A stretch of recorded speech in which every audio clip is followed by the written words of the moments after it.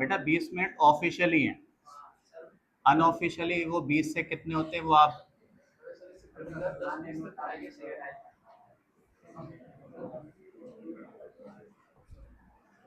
Organic compounds को हम दो टाइप्स में डिवाइड करते हैं। पहला पहला कहलाते हैं ओपन चेन, एक होते हैं open chain compounds,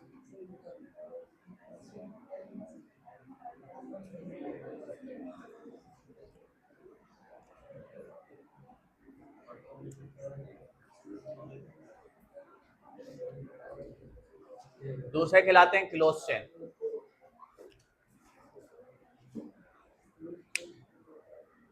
open chain का दूसरा नाम, ओपन चेन का दूसरा नाम acyclic,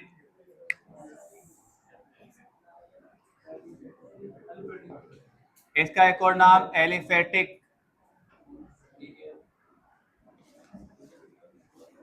open chain acyclic, acyclic मतलब विदाउट साइकिल, एलिफेटिक इसकी दो टाइप्स हैं, saturated and unsaturated.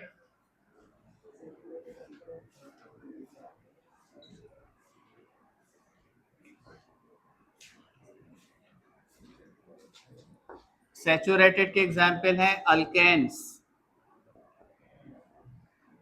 Saturated compound ऐसे कंपाउंड्स को कहते हैं जहां पे कार्बन कार्बन के बीच में सिर्फ सिंगल बॉन्ड होता है, इसके एग्जाम्पल है अल्केन। अनसैचुरेटेड दो तरह के, अल्कीन्स जहां पर डबल बॉन्ड है, और अल्काइंस जहां कार्बन कार्बन के बीच में ट्रिपल बॉन्ड है। अल्केन्स का कॉमन नेम, अल्केन्स को बोलते हैं पैराफिन्स, अल्कीन्स को बोलते हैं ओलेफिन्स, इसको बोलते हैं एसिटाइलिन्स।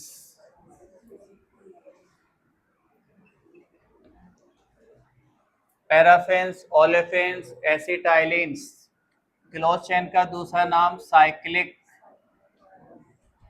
इसकी दो टाइप्स हैं, एक है होमोसाइक्लिक, एक है हेट्रोसाइक्लिक।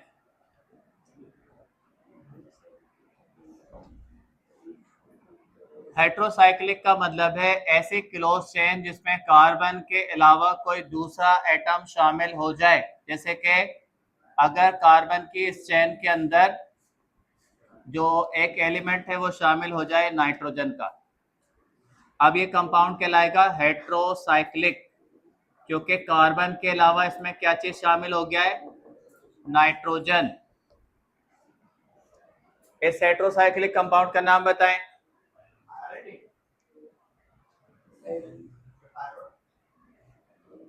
इस कंपाउंड का नाम, इसका नाम है पायरिडीन। पायोडीन तो बेटा इसको जख्म हो जाता है उसको लगाते हैं पायोडीन, इसको ऐसे भी लिखते हैं, पायरिडीन को हम इस तरह भी शो कर सकते हैं। इसके अलावा अगर इसमें और कोई दूसरा एटम शामिल हो जाए, जैसे ऑक्सीजन शामिल हो जाए, इसका नाम है फ्यूरान, फ्यूरान। अगर इसके अंदर सल्फर शामिल हो जाए, इसका नाम है थायोफीन। अगर इसी तरह का कंपाउंड हो जिसमें नाइट्रोजन शामिल हो, इसका नाम है पायरोल। ये सब हेट्रोसाइक्लिक है, इनमें हेट्रोएटम है। हेट्रोएटम जो है, क्या क्लोरीन हेट्रोएटम के तौर पे रिंग में आ सकता है?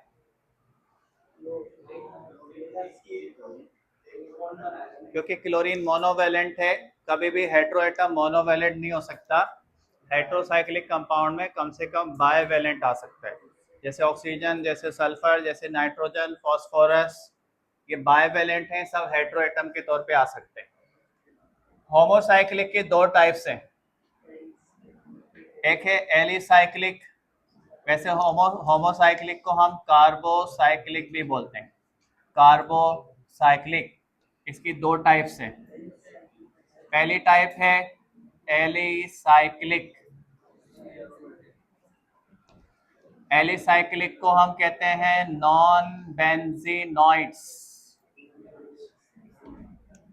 और इसकी एग्जांपल है साइक्लोप्रोपेन, साइक्लोब्यूटेन, साइक्लोपेंटेन, साइक्लोहेक्सेन, ये सब एलिसाइक्लिक में आएंगे। दूसरी टाइप है बेंजीनॉइड्स और एरोमेटिक कंपाउंड्स। एरोमेटिक और बेंजीनॉइड्स। बेंजीनॉइड्स वो तमाम कंपाउंड्स कहलाएंगे जिसमें बेंजीन का स्ट्रक्चर मौजूद हो, ये बेंजीनॉइड्स हो जाएंगे। जिसमें 6 कार्बन की क्लोज चेन हो और 3 अल्टरनेटिव डबल बॉन्ड आ जाएं, ऐसे कंपाउंड को नाम देंगे एरोमेटिक और बेंजीनॉइड्स। जैसे हमने जो नोमेनक्लेचर किया था ऑर्गेनिक कंपाउंड्स का, उसमें ज्यादातर जो कंपाउंड थे वो एरोमेटिक कंपाउंड थे। फिनॉल, टोलिन, जाइलिन, वो सब एरोमेटिक हैं। नोट करें।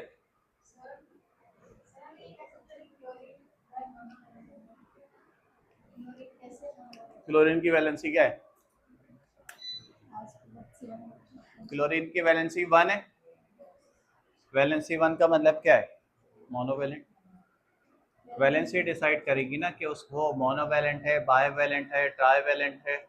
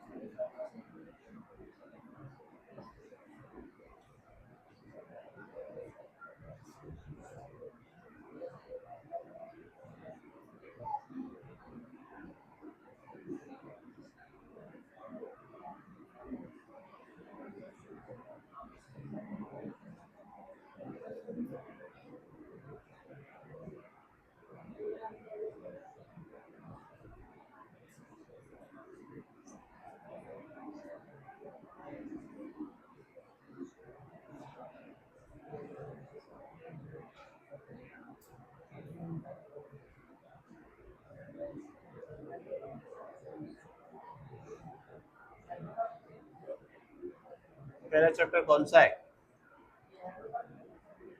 बोलो, पहला चैप्टर कौन सा है?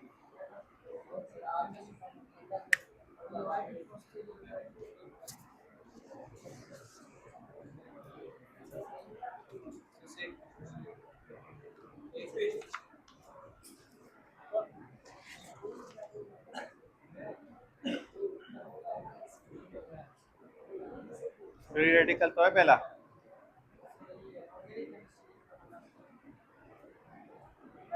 क्लासिफिकेशन करवा दी, डेफिनेशन भी करवा दी थी, ऑर्गेनिक केमिस्ट्री की डेफिनेशन करवाई थी, नोमेनक्लेचर से पहले करवाई थी, structure defined functional group isomerism.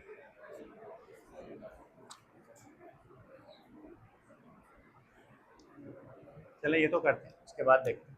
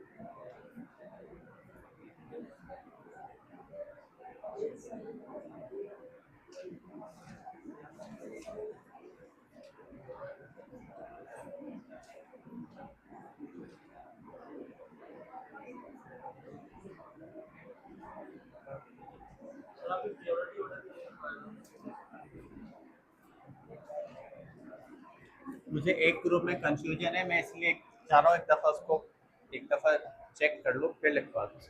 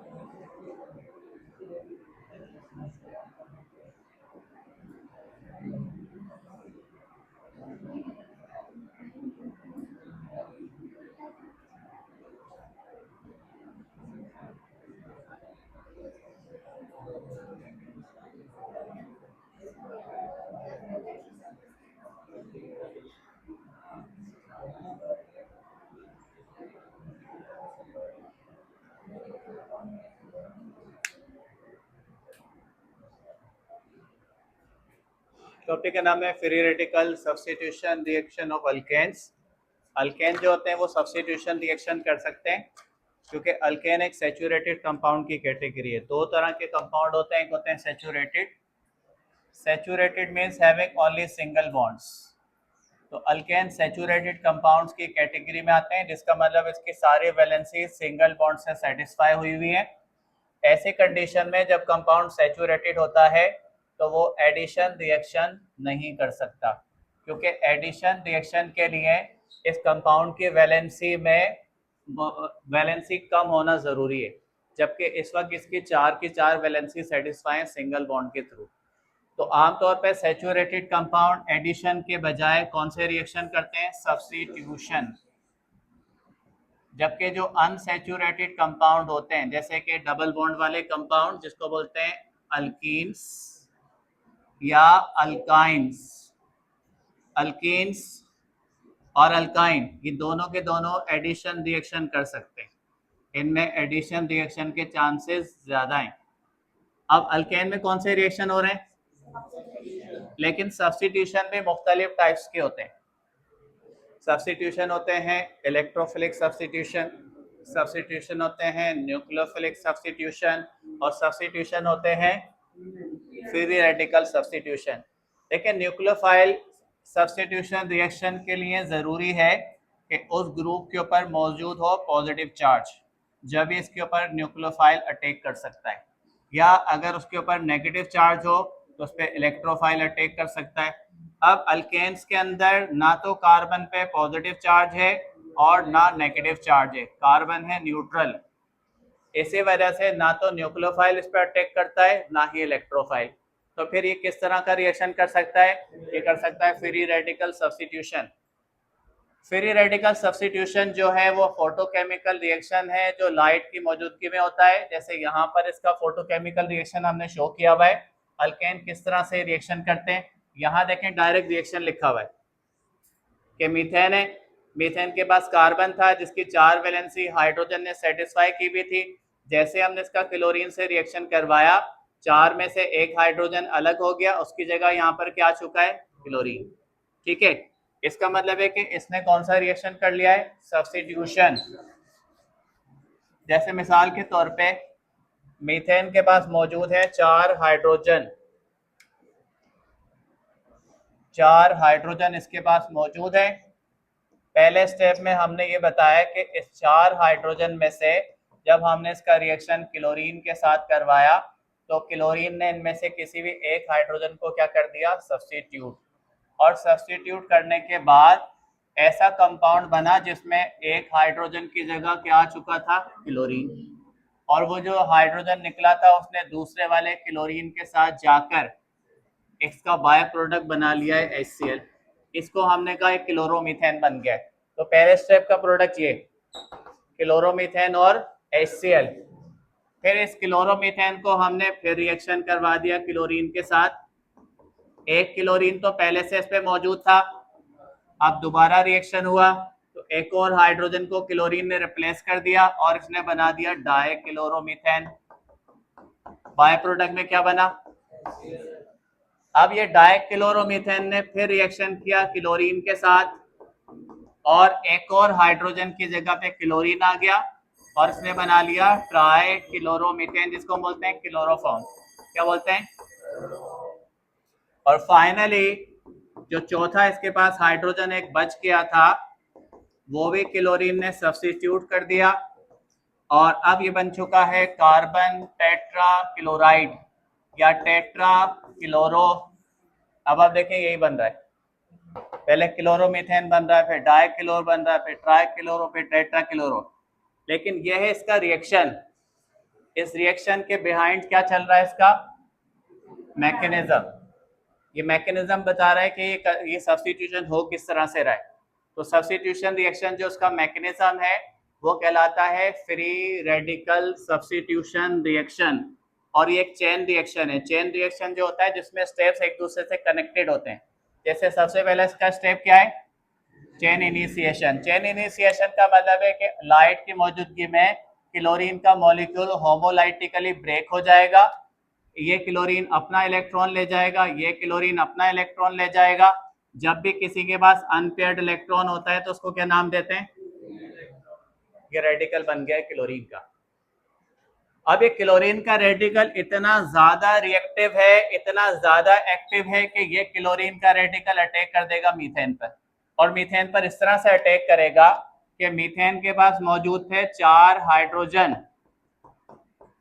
तो ये क्लोरीन का रेडिकल क्या करेगा, इनमें से किसी भी एक हाइड्रोजन का बॉन्ड तोड़कर उसको अपने साथ ले जाएगा। जब हाइड्रोजन इसके साथ चला जाएगा तो क्या बना लेगा? HCl। और बॉन्ड अगेन कैसे टूट रहा है? होमोलाइटिकली, क्योंकि ये आयन नहीं है। आयन अटैक करता है नेगेटिव पॉजिटिव पे, ये इसी तरह से बॉन्ड तोड़ेगा। अब एक इलेक्ट्रॉन किसके पास चला गया है? कार्बन के पास। देखिए कार्बन के पास क्या बन चुका है? रेडिकल। क्योंकि एक इलेक्ट्रॉन हाइड्रोजन वाला हाइड्रोजन अपने साथ ले गया और उसने क्लोरीन के साथ जाके HCl बना लिया। ये इलेक्ट्रॉन मिथाइल के पास चला गया है। अब ये मिथाइल का रेडिकल बन चुका है। और अभी मैंने बताया कि रेडिकल बहुत ज्यादा एक्टिव ग्रुप होता है। अब ये रेडिकल किस पर अटैक कर देगा? क्लोरीन के किसी और मॉलिक्यूल पे। वो मॉलिक्यूल तो टूट चुका पहले वाला। अब ये रेडिकल जैसे इस पर अटैक करेगा, इसके अपने साथ किसको ले जाएगा? क्लोरीन को। क्लोरीन जब इसके साथ जुड़ जाएगा तो क्या बना लेगा? और क्या चीज सेपरेट हो जाएगी? क्लोरीन का रेडिकल सेपरेट हो गया। अब ये रेडिकल तैयार है दोबारा से किस पर अटैक करने के लिए? H पर। फिर दोबारा से H पर अटैक करेगा। जिस तरह पहले इसने H पर अटैक करके H के साथ HCl बना लिया था, दूसरा H भी ऐसे ही निकलेगा, तीसरा H भी ऐसे ही निकलेगा और चौथा भी। अभी मैंने यहाँ पर इस रिएक्शन को एक्सप्लेन किया सिर्फ कि ये जो क्लोरोमीथेन और HCl बना है वो कैसे बना है। बाकी ये वाला रिएक्शन, ये सब इसी तरह बनेंगे कि जैसे क्लोरोमीथेन बन चुका होगा, अब इस क्लोरोमीथेन पर दोबारा से अटैक कर देगा क्लोरीन का रेडिकल। ये है क्लोरोमीथेन। इस पर अटैक कौन करेगा? क्लोरीन का रेडिकल। अपने साथ किसको ले जाएगा? H को ले जाएगा। जैसे इसमें से H निकलेगा, एक H कम हो जाएगा और ये बन जाएगा इसका रेडिकल। देखिए H निकल गया, H किसके साथ चला गया? अब ये दोबारा से रेडिकल किस पर अटैक करेगा? क्लोरीन पर। किसके साथ बॉन्ड बनाएगा? क्लोरीन के साथ। फिर क्या बन जाएगा? डाइक्लोरोमीथेन। तो बुक में जो मैकेनिज्म दिया हुआ है ना, वो सिर्फ पहले वाले स्टेप का दिया हुआ है, क्योंकि बाकी स्टेप में भी वही प्रोसेस फॉलो होगा। सबसे पहले क्लोरीन का रेडिकल H पे अटैक करेगा और हाइड्रोकार्बन को रेडिकल में चेंज कर देगा। जैसे यहाँ हुआ था कि क्लोरीन ने H पर अटैक किया, H को अपने साथ ले जाके HCl बना दिया और हाइड्रोकार्बन को किस में चेंज कर दिया? रेडिकल में। इस हाइड्रोकार्बन रेडिकल ने अटैक किया क्लोरीन पर और अपने साथ किसको मिला लिया? क्लोरीन को। अब ये जो कंपाउंड बन चुका है, इस पर दोबारा से क्लोरीन अटैक करेगा, जैसे मैंने यहाँ शो किया है। अटैक कर इसके साथ अपने साथ किसको ले जाएगा? H को, और रेडिकल बना देगा। फिर ये रेडिकल किस पर अटैक करेगा? क्लोरीन पर। दोबारा से एक क्लोरीन और जुड़ जाएगा। तो ये प्रोसेस चलता रहेगा और फाइनली सारे के सारे हाइड्रोजन कौन रिप्लेस कर देंगे? अच्छा, जब सारे हाइड्रोजन रिप्लेस हो जाएंगे तो यहां से क्या स्टार्ट होगा? टर्मिनेशन का मतलब है कि अब जितने भी रेडिकल बच गए, जो भी रेडिकल, वो आपस में इंटरेक्शन शुरू कर देंगे। जिस रेडिकल को जो भी रेडिकल मिलेगा, जैसे क्लोरीन रेडिकल को क्लोरीन रेडिकल मिलेगा, क्लोरीन बना देगा। अगर क्लोरीन रेडिकल को मिथाइल मिलेगा तो क्लोरोमीथेन बना देगा। मिथाइल रेडिकल को मिथाइल रेडिकल मिलेगा तो इथेन बना देगा। मतलब फाइनली ऐसा होगा कि सारे रेडिकल हो जाएंगे खत्म, तो हम कहेंगे चेन रिएक्शन टर्मिनेट हो गया। टर्मिनेट मतलब खत्म हो गया। और फाइनली हमारे पास जो मेजर कंपाउंड है वो ये बनेंगे, ये मेजर है। माइनर कंपाउंड ये भी बन सकता है और भी दूसरे बन सकते हैं। जो भी रेडिकल जिस तरीके से भी मिलेंगे वो सारे माइनर कंपाउंड कहलाएंगे। मेजर कंपाउंड वही है जो हमने शो किए हुए, क्लोरोमीथेन, डाइक्लोरोमीथेन, ट्राइक्लोरोमीथेन, और तो इसको हम नाम देंगे free radical substitution of alkanes. हाँ, क्लोरीन सबसे ज्यादा शो करता है, वरना ब्रोमीन के साथ भी रिएक्शन होते हैं। क्लोरोमीथेन में जब क्लोरीन एक्ट कर रहा है तो वो क्लोरीन को लेके जा सकता है हाइड्रोजन के अलावा। कौन? क्लोरीन का बॉन्ड तो स्ट्रॉन्ग बॉन्ड है। क्लोरीन का कार्बन के साथ बॉन्ड स्ट्रांग है और हाइड्रोजन का बॉन्ड कार्बन के साथ वीक है, तो क्लोरीन वीक बॉन्ड पर अटैक करके उसको अपने साथ ले जाएगा। जब भी दो बॉन्ड होंगे तो क्लोरीन उसको चूज करेगा जो आसानी से टूटेगा H और कार्बन वाला बॉन्ड। सही है, इसको आप रिएक्शन को पढ़ते रहेंगे अल्केन से, कल हम इसको कंटिन्यू करेंगे। रिकॉर्डिंग हुई है नहीं हुई? हो लेवल